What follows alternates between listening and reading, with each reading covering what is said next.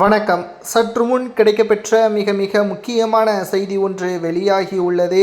அதிமுகவின் தலைமை அலுவலகத்திற்கு கெத்தாக வந்த முக்கிய நபர், அதாவது யாரை கட்சியிலிருந்து நீக்கினாரோ எடப்பாடி பழனிசாமி அவர்கள், அவரது ஆதரவு இல்லாமல் ஆட்சியை அமைக்க முடியாது என்ற ஒரு நிலைமை தற்பொழுது உருவாகியுள்ளது.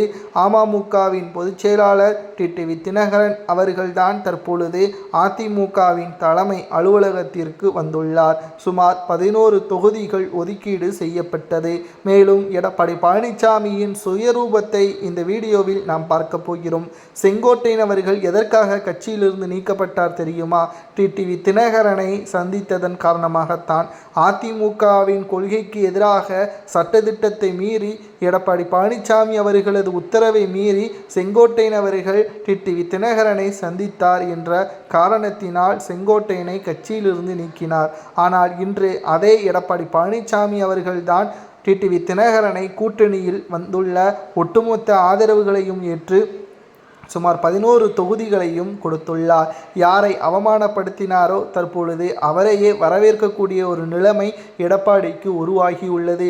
இது ராஜதந்திரமா என்று கேட்டால் இது நிச்சயம் தொண்டர்களுக்கு செய்யக்கூடிய துரோகம்தான். அன்று மக்களவையில் அதிமுக ஒருபோதும் பாஜகவுடன் கூட்டணி வைக்காது என்று சிறுபான்மையினர்கள் கூட்டத்தின் பொழுது பேசிய எடப்பாடி இப்பொழுது சட்டசபை தேர்தலில் பாஜகவுடன் கூட்டணி வைத்து சிறுபான்மையினர்களது ஓட்டுக்களை இழந்துவிட்டார். மேலும் தொண்டர்களுக்கும் உண்மையாக இல்லை, மக்களுக்கும் உண்மையாக இல்லை.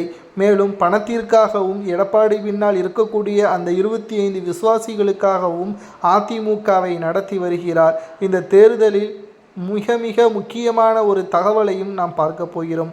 ஏனென்றால் 5 முனை போற்றி என்ற காரணத்தினால் கூட்டணி ஆதரவு இல்லாமல் யாரும் ஆட்சி அமைக்க முடியாத ஒரு நிலைமை இந்த தேர்தலில் உருவாகப் போகிறது.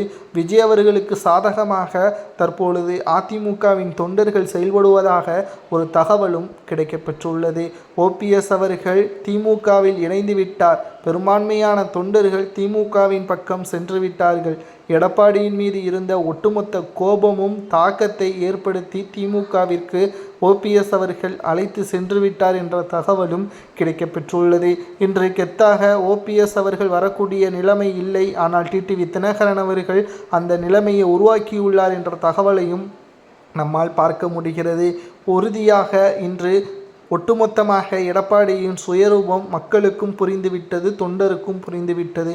எடப்பாடி பழனிசாமி அவர்கள் தலைமையிலான என்டிஏ கூட்டணி சட்டசபை தேர்தலில் எத்தனை இடங்களில் கைப்பற்றும், ஆட்சியை அமைக்குமா என்பதை உண்மையான தொண்டர்கள் கமெண்ட் வாயிலாக கூறுங்கள்.